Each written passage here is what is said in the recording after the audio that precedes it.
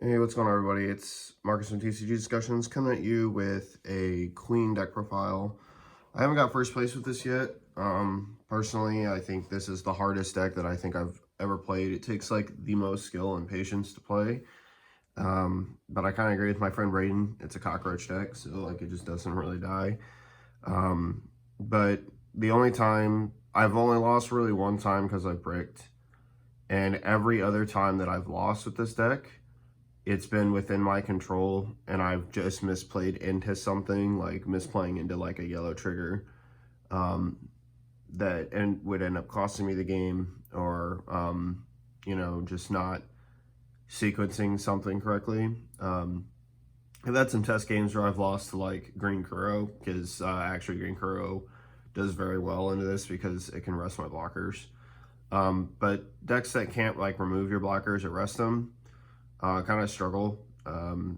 Sakazuki is going to be pretty good into this deck, but we're also kind of good into Sakazuki because like if we can outlast them, like if we can just regen life, and not give them cards in life to hand, and they just keep spending their resources on full combo, and then like we re-break their board by like bottom decking like Lucci or 3000 Worlds, or red rocking like their Borsalino. It's pretty solid because like remember, all the cards that they play don't have rush, which means you have an opportunity to get rid of them with the cards that you play, and then make cards that did swing at you like a little bit worse. So I'd say like the matchup's probably like 50-50, 60-40 in Sokka's favor. So but I'll get into the list and just kind of like talk about differences from like the main winning build. Probably everybody's copy and paste. And kind of like start off by talking about the play style of this leader. So Queen has an effect that when attacking, for one, if you put a Dawn on him, if you have a total of 4 or less life, total of 4 or less cards in your life and hand, you can draw a card.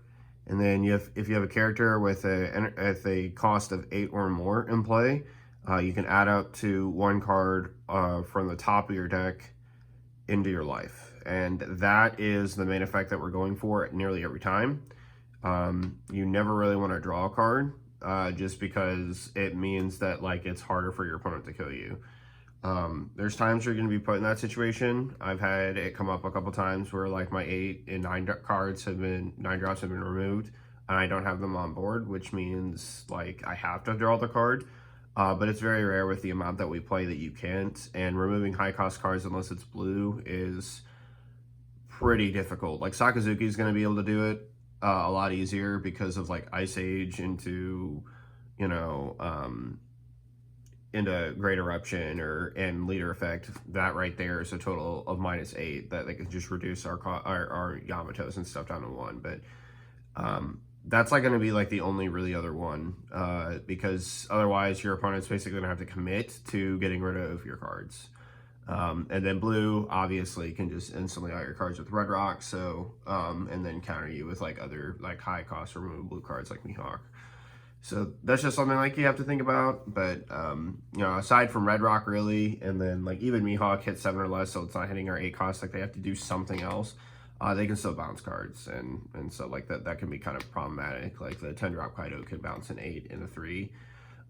So yeah, just stuff to think about, especially if you play leader. But onto the style, you're really grinding with this leader. I mean that like literally. If it's not obvious that you're just outright going to win the game with the pressure that you have on the board and your opponent cannot do anything about it, you're definitely playing for your setup, right? And your setup doesn't exist until you can play an 8 or a 9 cost, period, right? Your entire first 4 turns are responding to what your opponent's playing by either getting rid of it with like 3000 Worlds or Red Rock, or attacking anything that's rested. You just really do not attack your opponent's life. And the reason you don't do that is not because you want to give them more cards per se. It's because if you do give them more cards, because like you're totally fine with attacking life, like when you are in a position where like their counter cards are starting to cost them more cards in hand. what you're trying to do is saying the cards that you're playing on the board, we're going to starve your resources by not attacking your life that you're easily going to want to take to get more cards to see to out my blockers on my board, or like force more attackers on the board to like get like hit damage to me. So he just really wants to drag the game into a state where basically your opponent's only playing one card per turn. Like if you're, and that's something that's like really good about this. Like the yellow matchup is actually really strong, because if they play like only one card per turn, and that card is generally 5 costs or less, there's 12 cards at least that can remove it. And including Yamato, when you get there, if your opponent has high life, it's gonna be 6. like it's gonna be more than that. It's gonna be like 16 cards. So you just really play for that curve, that long game curve, and hopefully like you don't get rushed down before that. Low to the ground decks that spam like Zoro and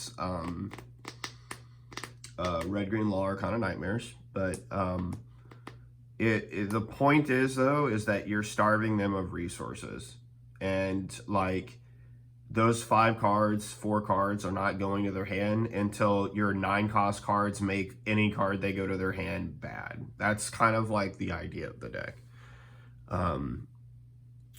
So to start off with our 1-drop character cards, we play 2 Kaya and 3 Perona. This is a difference, I think, between my build and like a few builds that I've seen online. So Kaya is the 2K that I want because she's down on play. I draw 2, discard 2, which means I actually minus from my hand. What I mean by that is that she's a filter and replacement. She is not an actual plus.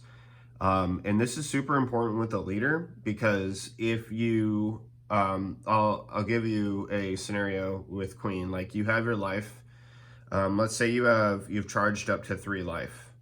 You were down to 1, you played a Yamato, you swung with lead, and you have 1 card in hand. Let's say you take a life, it's Katakuri, the 8-drop. You take another life, it's Yamato, right? And then you draw for turn. Now I have now a total of 5 cards, right? But if Kaya's in hand, what I can do is I can then play the Kaya down, and now I'm down to 4, right? So I have the 1 life, I have the 2 that I gained from life, I had the Kaya in hand, and then the draw for turn. Kaya comes down, she draws me 2 cards, pitches 2 cards, I can filter out to whatever, and then I can play down Katakuri, charge either Kaya or something else to my life, and then swing with leader on Dawn 1, and that is a total of 10 Dawn. And that is the point of having Kaya in the list. The only reason why we don't play 4 Perona over Kaya is because she is a 2K. A lot of people like to play Sasaki, but Sasaki would cost 3 Dawn to play, and basically makes it any curve of playing a 8 or 9 cost is impossible. You're basically then committing a full hand reset to whatever it is that you're drawing into. And a lot of times what you want to be doing is stacking your deck, which is where Perona comes in. She's super important. She's the same thing as Kaya. She is a minus from hand. So again, you have that Kata in hand. You're going to be able to play this, play Kata, and use a leader effect in the same turn. So super important. Also super busted because on her play, let's say that you are low enough, you can stack the top 5 cards of your deck, right?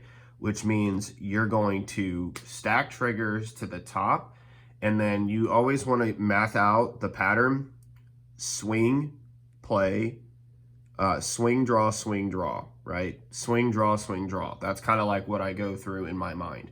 And then always ask myself the question, which cards would I like to draw, and which cards would I like as triggers to my life? Because sometimes it's not obvious, right? Like sometimes you want Red Rock as a trigger.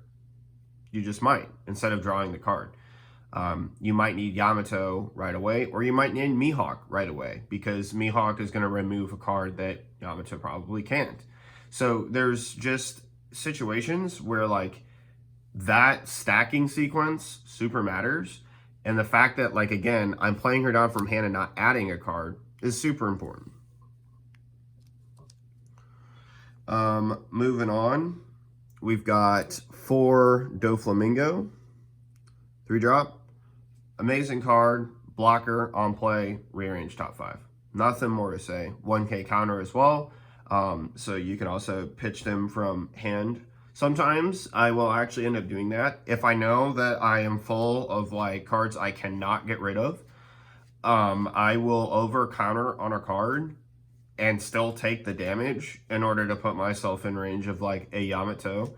And then, so I have like proper hand math and life math to charge a bleed.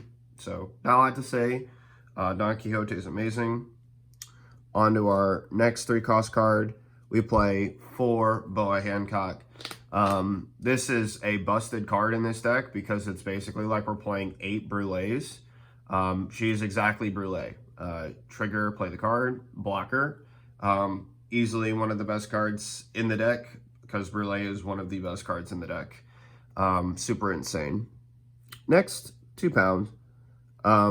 If you've ever questioned whether or not this card is good to play, I can tell you that it is good to play. Against the matchups like Zoro and Law, this basically makes Rush Zoro immediately bad. And one thing that I also want to note is because of Pound's effect, it kind of like brings the question. So, hey, do you mind giving your opponent life? And this really comes up in the yellow matchup specifically. Because on KO, Pound allows you to add up to one of your opponent's cards with the cost of 3 or less to top or bottom of their life face up. And he is also a blocker. You can play him down for 3. 1, we always like our blockers. But 2, to importantly answer the question, it is completely fine that your opponent has a lot of life. In fact, it's going to get very frustrating that your opponent has so much life. Last week, I had somebody that I was playing ask me if I'm ever going to attack them. Why am I not attacking them? And it is because I am not trying to give you more resources to pound me into the ground. In fact, I'd rather pound you into the ground and pound your life. So, again, you want to get to that game state where you have basically 2 to 3 9-cost cards, and every 9-cost card coming down following that while you're regenning life is telling them that this situation is going to continue to get worse if you don't. The other thing that it's very important to note, if they play 7-cost Big Mom, you let them take, you can just regen life. Okay, I've beaten Katakuri when they've had 7 life. And the more life they have, the more dangerous Yamato gets, right? If you have 1 life and they have 7, that's an 8 cost or less that dies. I've had games where, like, my opponent would play like a 6-drop, right? And then Yamato, that commits the majority of their turn. And then Yamato just comes down and pops the card, right? Because I have 1 life, they have 5 still. It's just super important that you be able to, 1, survive, but 2, remove those cards. So this is one of those like low cost to the ground removal cards that's just super impactful. And again, you don't mind that they have high amounts of life. Next, we have Brule, same as Boa Hancock. They're both just super incredible, great triggers. Things that you're wanting to stack in your life, especially when you see them off Perona or Doflamingo. Another super important trigger, Capone Gang Beige. This card is good no matter where it is, and it's actually kind of important that it's in your hand, or you want it in your life for sure more. But this is a card that you want to see when you're starting to regen life with both Yamato and the leader effect, or Katakuri. And the reason that is the case, and yeah, Katakuri is a little bit different because you'd have to play the beige on the board, but the reason that's the case is because early game taking life and getting Capone's effect is only going to matter if they're hyper aggro. So I would rather see this card either in hand as counter to reduce my hand size in order to get this effect live and make my cards better, or I would rather see it later in the game when I could stack my deck with Perona or Doflamingo to be able to then charge it off the leader or off Yamato. So just some food for thought on him. Otherwise, he's completely broken. I swung a game the other day that I had no business winning, and I actually ended up winning the game simply because this card was a charge card off. It was a blind charge, right? So blind charges, always nice. Hit that Capone. Next, we play for Sanji, Mo Blocker, and a trigger that allows us to pitch a card. This is actually super important because if we're full of bricks in hand that we cannot get rid of, we are going to want to use Sanji's effect to reduce that hand size, which means our effect on our leader is easier achieved. Next, we play 3 Katakuri. So this card has increased in value in my mind over time.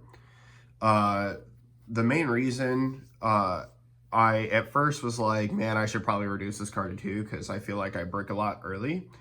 But with the addition of Perona to the deck, his value has spiked immensely.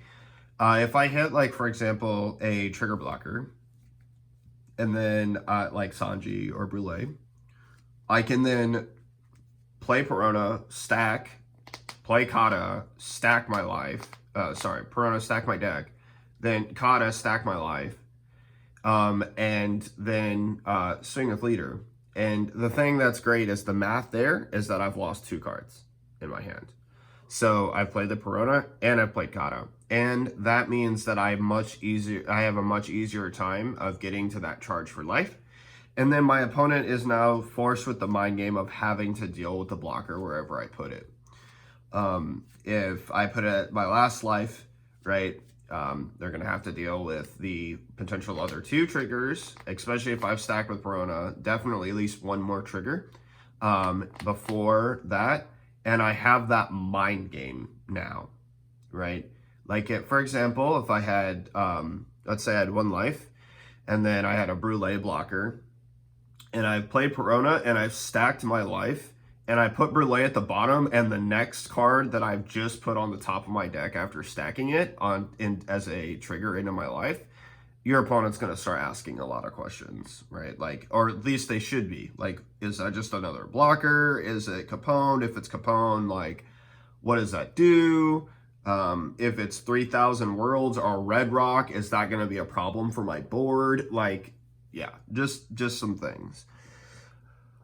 Next, on to our 9 cost cards. The best card in the deck by far, Yamato. You always want to resolve her before you resolve leader as much as possible. She gains a lot of value because we grind our opponent and not taking their life. They basically need to start taking their own life. Otherwise, like, they're not going to get those cards. And Yamato's value is going to see a lot more into the later stages of the game. Sometimes it is best that you play her, even if you're not regenerating life. It's not something I recommend. If that is the case, Mihawk is probably the better play if you have both of them in hand, because Mihawk will guarantee remove something 7 or less to the bottom of the deck, whereas Yamato will only hit a range between your life and your opponent's life. But sometimes, right, like if your opponent has 6 life and then you have 2, she now pops a 8 cost, correct? So that would be something like if I played against Katakuri the other day, they had their Kata on board and he had regened off 7 Mom twice, putting him at 7, and then I basically had 1 life, put my Yamato down, and popped his Katakuri that he had played. So pretty good. Pretty good. And then we play for Mihawk. I love this card. It's actually one of my favorite cards that I've gotten recently, and the card's just actually insane. It's a shame that Sakazuki is not going to be really able to play this. because it's moving into more of a low to the ground control tempo deck, and not a one for one big swing deck.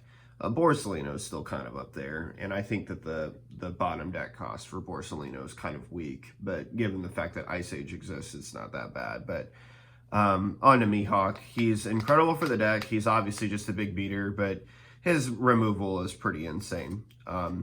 He's also a card that helps fulfill our leader requirement of having an 8 cost or more.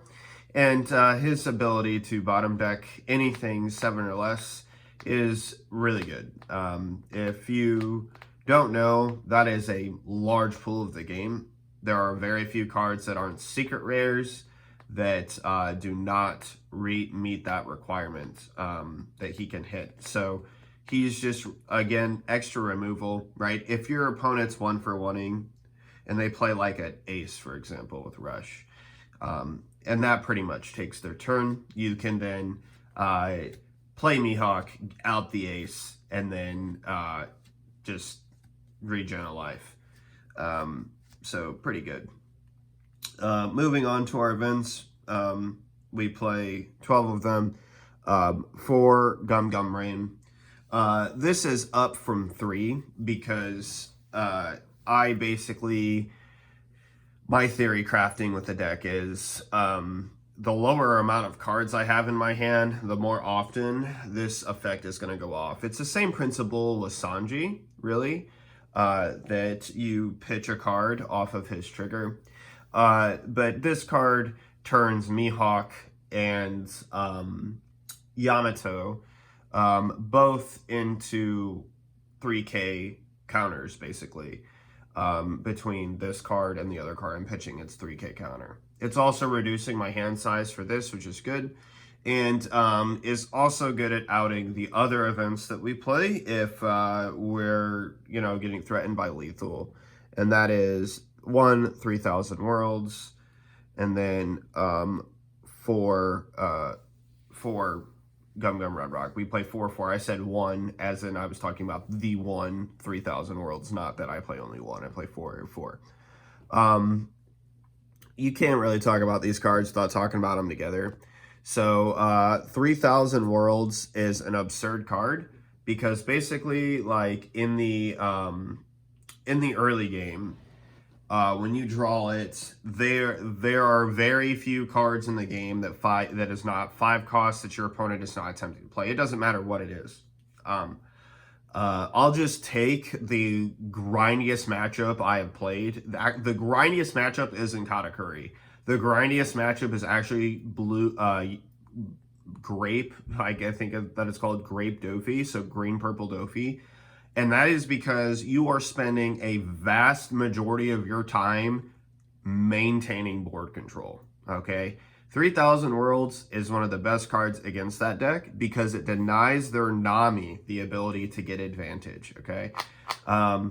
It also hits their Queen blocker, it hits Perona, it hits Brook, it hits Usopp, it hits the Buena Festa, it hits the Law if they're playing it. It's just, it's insane. It's just definitely one of the best cards in that matchup.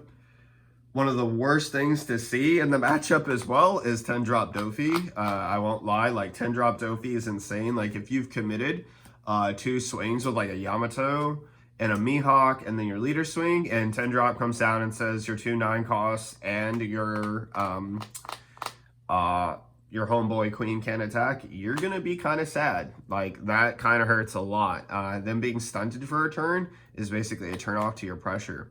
But that's where this card comes in, right? So they're 8-drop kids that they play. They're 10-drop Doflamingos. They just take a quick hike to the bottom of the deck, right? Their leader swing is also generally not going to be enough to kill you because they have a big problem outing blockers that don't result in a trigger off of Punk Gibson or a play of Punk Gibson. So basically, like if you have Red Rock, any 10-drop play they have or 8-drop play that they have with their kid is pretty bad. And they're not going to play 8 copies of both.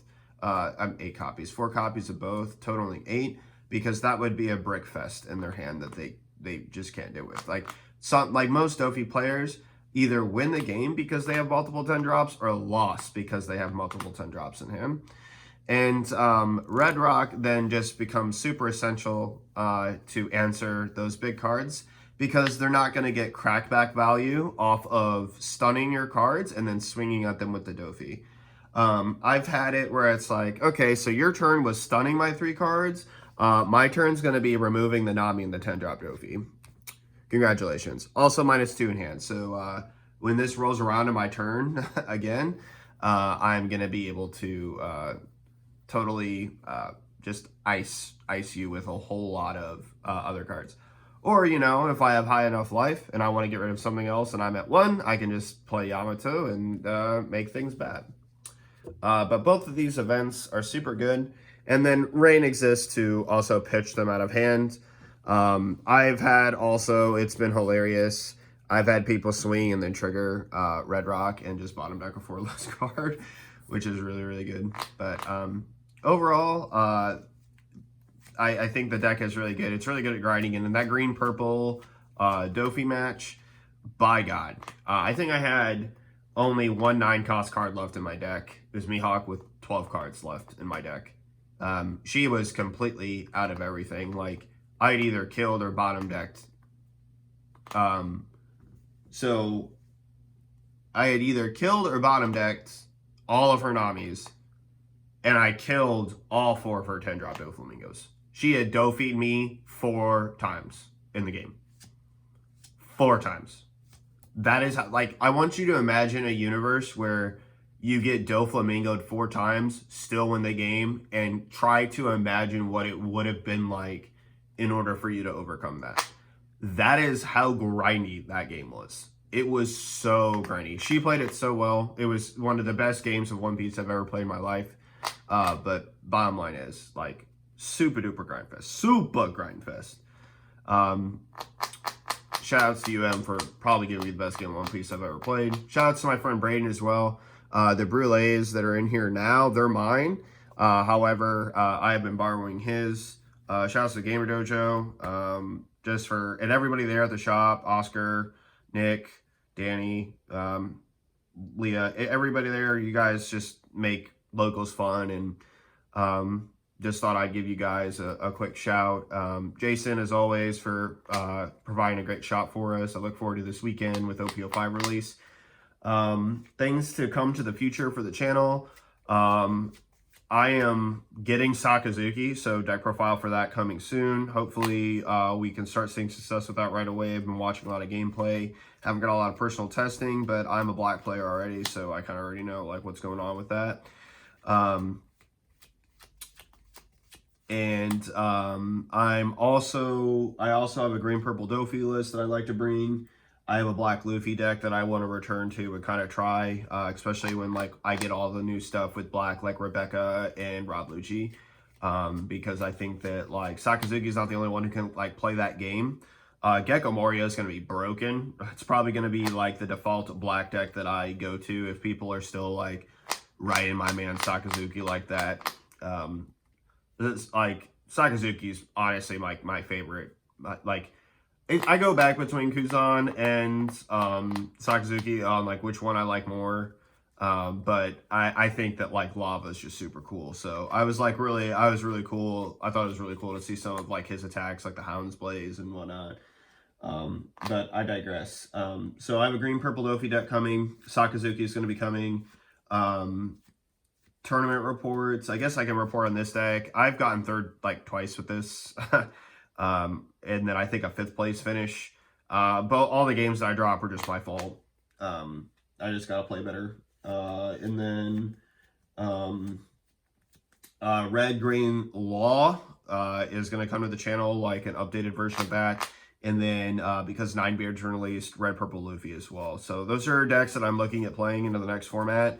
I know Red Green Law is going to be just an absolute like grind fest because Sakazuki is just going to come in and like bottom deck every one cost or like just completely decimate them with Lucci. So that's just going to be really rough. But yeah, super look forward to bringing the deck profiles to you guys and more content. I'll also be releasing some discussion videos on the game. And then we'll throw a few things for Dragon Ball in the mix in there. So stay tuned for that.